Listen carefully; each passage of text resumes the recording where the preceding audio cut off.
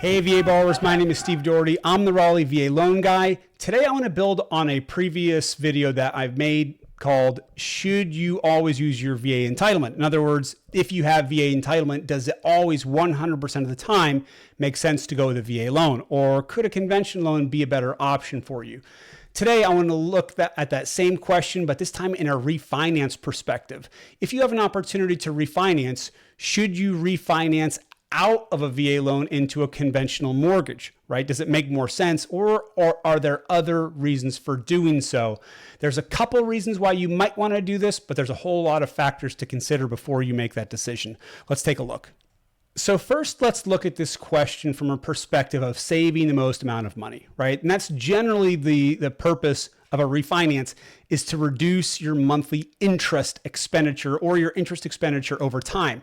The fees that you're paying by virtue of having outstanding mortgage debt, right? A bank is charging you every month based on the balance of money that you owe them, factoring in the set interest rate.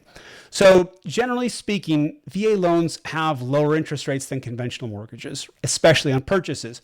On refinances, sometimes this isn't always the case.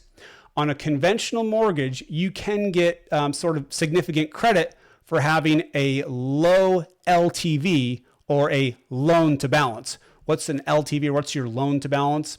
It's sort of like the inverse of a down payment percentage, right? So if you're putting down 10% on a purchase, your LTV would be 90%.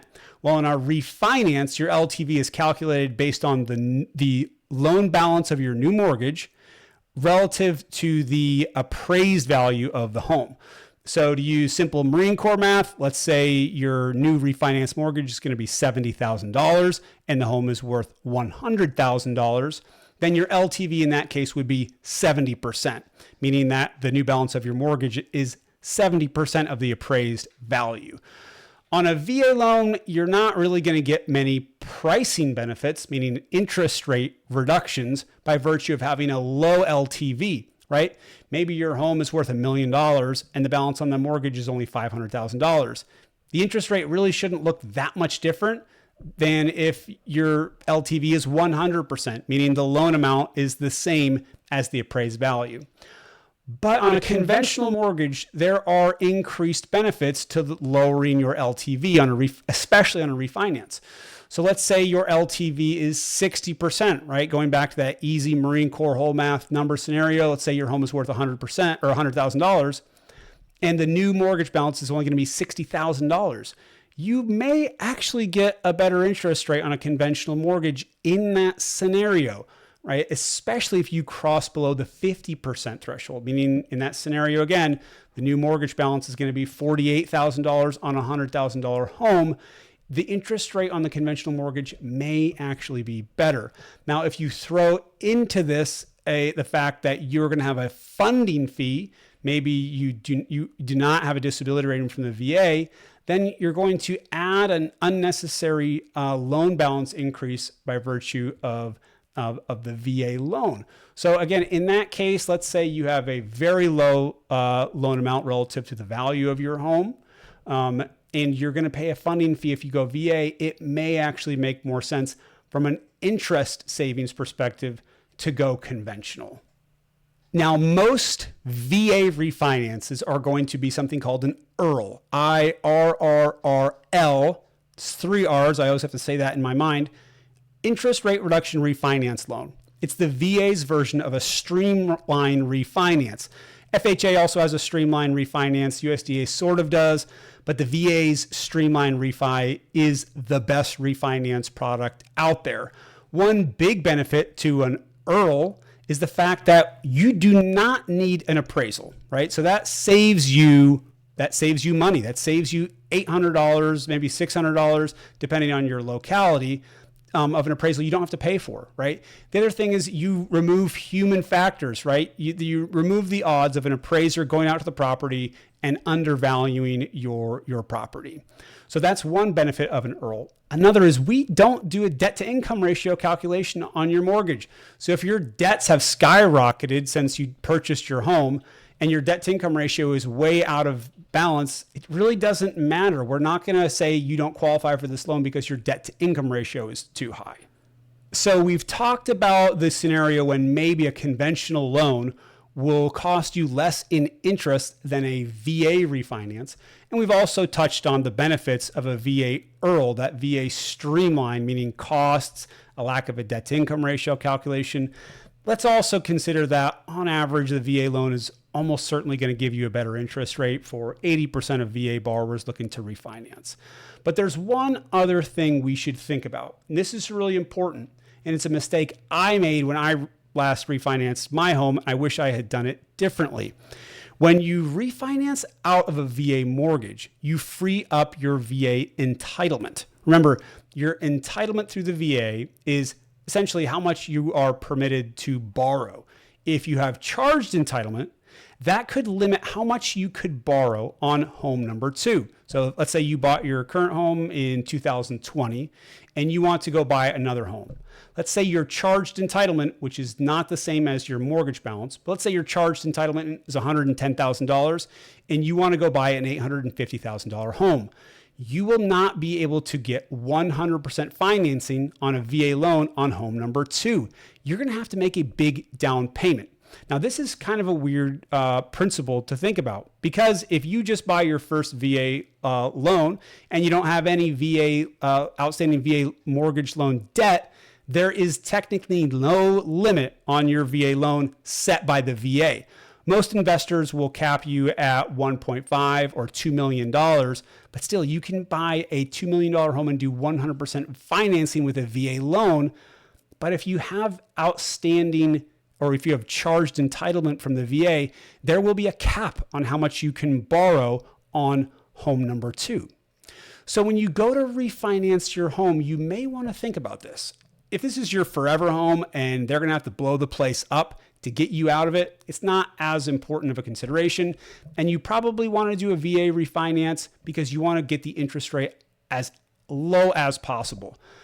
But if you're going to refinance and you think there's a good chance that in the future you may buy a larger home, you may upgrade homes, there could be a big advantage to refinancing into a conventional mortgage, restoring your entitlement, meaning you have no charged entitlement, and freeing up the ability to go 100% financing on home number two. So on home number two, you're not going to have to make a down payment to get the loan balance down to your max VA loan amount for home number two. You're not going to have mortgage insurance like you could possibly have on a conventional mortgage if you're putting down less than 20%. Oh, by the way, you're going to have a much lower interest rate on that VA, on that subsequent VA loan if you've freed your entitlement. So this is especially a big deal if you're looking at a $850,000 home on home number two, right? Or any kind of big purchase. If you can avoid the down payment, you're going to save a ton of cash up front.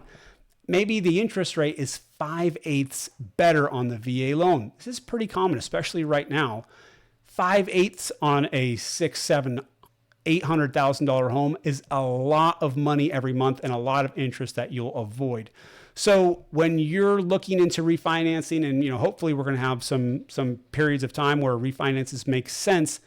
If this isn't your forever home that you're in, you may want to look at, okay, is now the time to free up my VA entitlement and go conventional? I mentioned I sort of made this mistake the last time I refinanced my own home. I went VA, I got the interest rate down as low as possible. But now if I go to buy a new home, if I want to upgrade, I am not going to be able to go 100% financing on a VA loan unless I refinance my current mortgage now at a much higher interest rate than it is currently set, or I sell the home first and then my offer turns into some kind of weird contingent offer, right? It's contingent on not just selling the home, but restoring my VA entitlement. So be mindful of this when you're going to refinance that home that maybe isn't your forever home and you're thinking about in the future, you may be upgrading.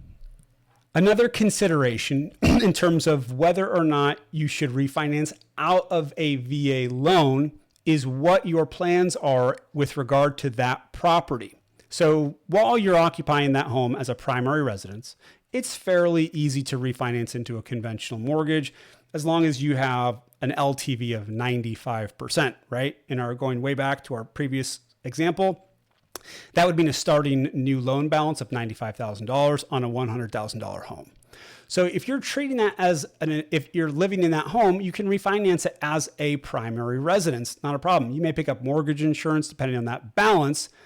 But if you wait to refinance that primary residence into a conventional mortgage when you're going to buy home number 2 because you want to restore your VA entitlement, refinancing into a conventional mortgage does that. So you can use VA financing, 100% financing on home number 2. Well, you're probably going to be refinancing your primary residence as an investment property.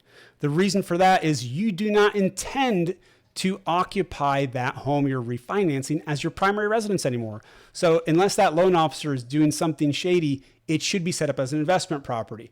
So problem number 1, investment properties have higher interest rates. Refinances on investment properties have even slightly higher interest rates on top of that.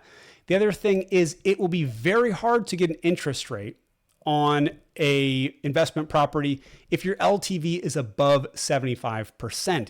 You'll be paying a lot in points and the interest rate will just be ugly. So that means when you go, when you're going to buy VA, home number 2 using VA loan, so you're going to refinance now and convert that into an investment property mortgage, you have to have 75% LTV or lower to be able to do it at all. So again, these are just some things to think about when you're heading into the refinance of a VA loan.